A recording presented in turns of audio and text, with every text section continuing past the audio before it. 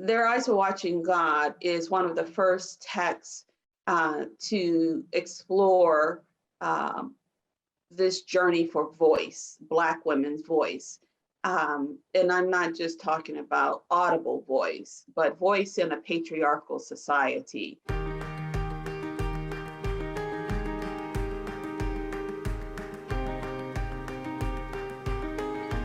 Hi, this is Tony Williams, Senior Fellow at BRI, and we are pleased to bring you another episode of Scholar Talk series on Black intellectuals and the African American experience. For this episode, we're honored to have scholar Patricia Brown, who is going to discuss Zora Neale Hurston. And the guiding question for this series is, what contribution did this person make to understanding the Black experience in America? Now, by way of introduction, Dr. Patricia Brown is a professor of English at Azusa Pacific University, where she teaches African American literature, American fiction, the Harlem Renaissance, and women's religious autobiographies, among several other courses. And her scholarship includes the historical implications of the African American experience in relation to the broader study of American literature, also Toni Morrison's novels, and African American women's responses to oppression. Patricia, thank you very much for joining us. Thank you for having me. Great, and thank you. Zora Neale Hurston's Her Eyes Were Watching God. Fortunately, it's on a lot of reading lists in high schools and college, and just a perennial bestseller, classic, really, and rightfully so. So I'm really honored to have you on to talk about this sort of seminal and very important novel of the 20th century and of a Black female author. So thank you again for joining us. Yes, thank you for having me again. Okay, good. So just generally, can you please start maybe by telling us a little bit about Zora Neale Hurston, and especially maybe within the little broader context of the Harlem Renaissance? Hurston, she, like many others, gravitated to Harlem during the 1920s for the Harlem Renaissance, the explosion of literary arts, visual arts, and the various arts. And so she's a major contributor to the Harlem Renaissance. She was a great writer, often entered many of her short stories in the journal contests that were popular during the Harlem Renaissance. She was very good friends with Langston Hughes, who's a prominent artist of the Harlem Renaissance as well. She was born in Eatonville, Florida, which is, the fictional setting for part of Their Eyes Were Watching God. Eatonville, Florida was actually the first all-Black incorporated town in America. So yeah, her mother died when she was 13 years old, and so she had to grow up really fast, but her mother was a significant influence on her life.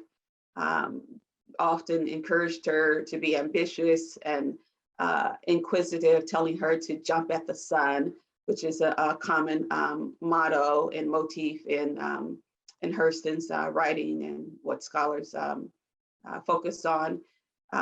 She eventually went on to Morgan Academy, a high school division of Morgan State University, and then enrolled at Howard University. Briefly married, went back to college at Barnard in Columbia, where she studied anthropology, which influenced her writing quite a bit. And as she went back to the South to study folklore traditions and Black folklore, which appears quite often in much of her in her writings.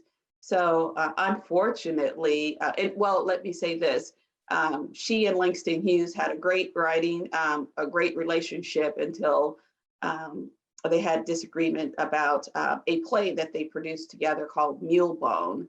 and they sort of fell out over the creative control of the play, and sort of went their separate ways. But they shared the same financial patron, Charlotte Mason, and but Mulebone was a great play, but it's kind of sad that they didn't, produce other pieces together. But at any rate, she was a prominent member of the Harlem Renaissance, and her most notable contribution is Their Eyes Were Watching God, her novel. Toward the decline of the Harlem Renaissance, and this is published in the late 1930s, which is the decline of the Harlem Renaissance, as most things were declining during the 1930s as a result of the Great Depression. And so she had sort of a sad ending to her life, really died penniless. She was buried in an unmarked grave and in Florida, and pretty much lost to us. She died in 1960, and Alice Walker revived her and brought her work and life back to us. And so we are thankful to Alice Walker, who is the author of the famous novel, The Color Purple. And so Alice Walker went and found her grave site and put a proper headstone on her unmarked grave. And it read something like Zora Neale Hurston, a genius of the South. And so that was her life. So she was pretty much lost to us for about nearly 15 years after her death. It wasn't until about 1973 that Alice Walker sort of revived her career. Very fascinating detail. I didn't know a lot of that. So thank you for providing that context. And in her writings, Hurston's focus really seems to be on examining and definitely celebrating Black expression, culture, creativity, resiliency. Can you comment on that? Yeah, indeed. As I said before, one key note is her study of anthropology and her love for Black folklore. So she went back and she would just sit on the porches of people in these Southern towns and listen to their folklore. And so that Black expression of storytelling, she experienced, and you see that in much of her writing. She said that people would just sort of sit on porches and pass pictures of their thoughts around for people to see. And so that the pictures of your thoughts, that's the storytelling. So it wasn't just the content of the story, but it was the art of oral storytelling that fascinated Hurston. And so she brings that to this Black expression. So you had to be a performer of storytelling, and which is significant in Their Eyes Were Watching God, with Janie wanting to participate in sort of the storefront discussion of the guys, but of course her husband wouldn't allow that. But that was very important. So it's sort of like a stage performance. You have a good story, but you have to deliver it well as well. So that is one of her contributions to Black expression, is the ability to have a great story, but beyond that, to be able to deliver a great story. Great. And how does this rich examination of Black culture and folklore, as you're saying, really find its ultimate expression in that really great and rich diversity of characters we encounter in Their Eyes Were Watching God? Well, we look at when we look at Janie, our protagonist in the novel, we see someone who is searching for voice, and when we talk about voice, well, let me back up a little bit and talk a little bit about womanism, and because many scholars have suggested that Hurston's is one of the first womanist artists for African American literature. And womanism is a term that was made popular by going back to Alice Walker, very similar to feminism, but it's different from feminism in that it addresses the specific concerns of Black women, that is, of being double minorities, especially during the early 20th century. And so feminism really spoke to the needs of white women, issues that were not necessarily the same as Black women's issues. And so womanism, the womanism concept, it incorporates men and not isolates them into this fight for wholeness. As Alice Walker said, womanism is to feminism as purple is to lavender, and so much deeper and richer for the African American experience. And so we see this womanist feel of the novel coming through. But then also, Their Eyes Were Watching God is one of the first texts to explore this journey for voice, Black women's voice. And I'm not just talking about audible voice, but voice in a patriarchal society. Voice is defined as sort of like this independent opinion and thought, and the ability to verbally and non-verbally express those opinions and thoughts. Voice is empowerment to be self-reliant and independent.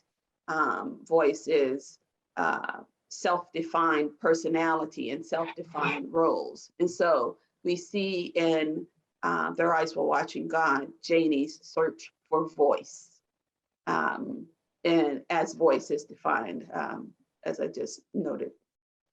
In Their Eyes Were Watching God, if you can maybe even just dig a little deeper into how in the novel she expresses that woman's freedom, that journey of self-discovery, that expressionism in that very compelling main character, Janie.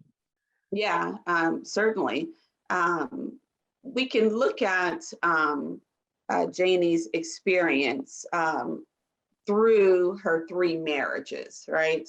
And it's really like a Christ-like journey, her Bildungs Roman, as she goes from the imagery of this pear tree experience, her ideal of what love looks like. And so if you can see the death, burial, and resurrection of Janie through these 3 marriages. So starting with her first marriage to Logan, it's the death of her pear tree experience. I mean, she says that she sat around waiting for love to happen because love is forced upon her, and by her grandmother, and then you see that she realizes that love doesn't happen in that marriage, and so she just sort of sits down and just waits to become a mature woman. And then Joe comes along, Joe Starks, and so she thinks, okay, leaving is what she has to do, and she goes on to this marriage with promises of grandeur and having love and having that pear tree experience. But we see with Joe Starks, he doesn't want that.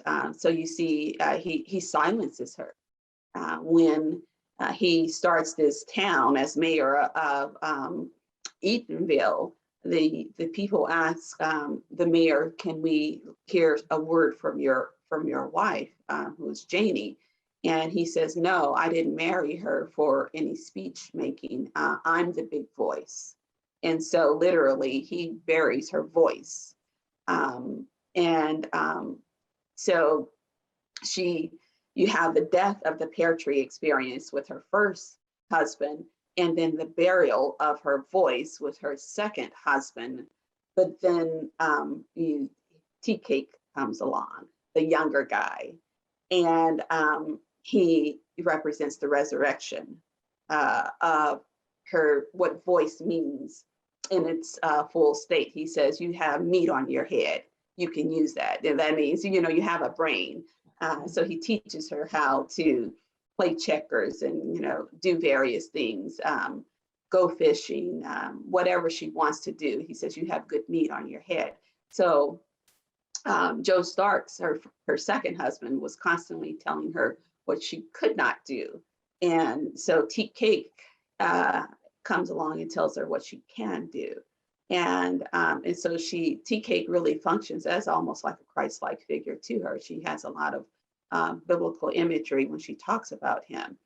He's not a perfect character, but he is someone who helps her discover this full range of voice, that independent opinion and thought, and the ability to express the independent voice and opinion, and the empowerment to be self-reliant and independent and just self-defined personality. Because before, her grandmother and her first husband, and then her second husband and the entire community defined for her what her identity would be. But when TK comes along, she learns that she needs to define, and so that's why she has to leave Eatonville. So you see her Bildungsroman, this journey motif of the death and burial, and then finally the resurrection. And really, these three marriages serve sort of like the Holy Trinity. Really, I'd like to see, like the Father, Son, and the Holy Spirit. They all work together to complete Janie's development and her story. I hope your magnificent description just then really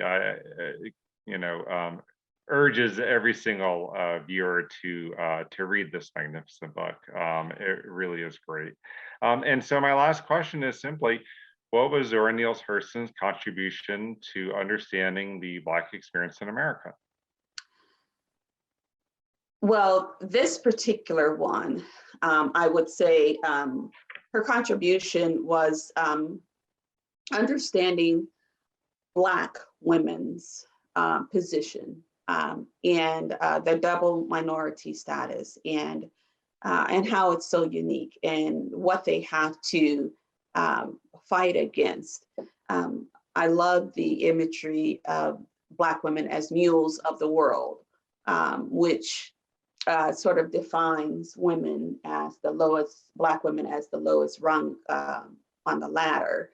And other writers, Black writers, have picked up on Black women being the mules of the world, or fighting against being mules of the world. Toni Morrison does it in The Bluest Eye and others. And so this is the concept of the mule of the world. It comes from Janie's grandmother, who raises her, tells her that she doesn't want Janie to be a mule of the world. And so this is what her grandmother says to her. She says, "Honey, the white man is the ruler over everything, so far as I've been able to find out. So the white man throw down the load, and he tell the nigger man to pick it up. He pick it up because he have to, but he don't tote it. He hand it to his women folks. The nigger woman is the mule of the world, so far as I can see." And so you have this metaphorical load that the white man has. He doesn't tote it because he's superior. He doesn't have to tote it. He doesn't pass it to the second person under him, which is the white woman, because she's too precious to tote it. So he hands it to the next person, who is the Black man. He has to take that load, whatever that metaphorical load is. And because he is, he's lower than the white man and white woman, he takes it, but he doesn't tote it because he has someone under him. He gives it to the Black woman to tote. So she becomes the mule of the world. And there's a lot of imagery associated with that mule of the world being a beast of burden, strong, enduring a lot, sort of stubborn, sometimes run down and overworked, bearing the load of everyone. Hurston said, Toni Morrison said at the Bluest Eye, said everyone was in the position to give them orders. White men said, do this. White women said, give me that. Black men said, come here, lay down, etc. The only person that they need not take orders from were themselves and their children. So Hurston starts with this being the mule of the world, Black women being the mule of the metaphorical mule of the world, and why we have to climb our way out of this lowest rung on the ladder. And we've been doing well with that. Patricia, thank you very much for joining us. Okay, yes. Thank you. And thank you all for joining us on this episode of Scholar Talks. Please check out our other installments of Black intellectuals and the African American experience, our previous series on the Cold War and the presidency, and also our upcoming series on pivotal battles in American history. Thank you.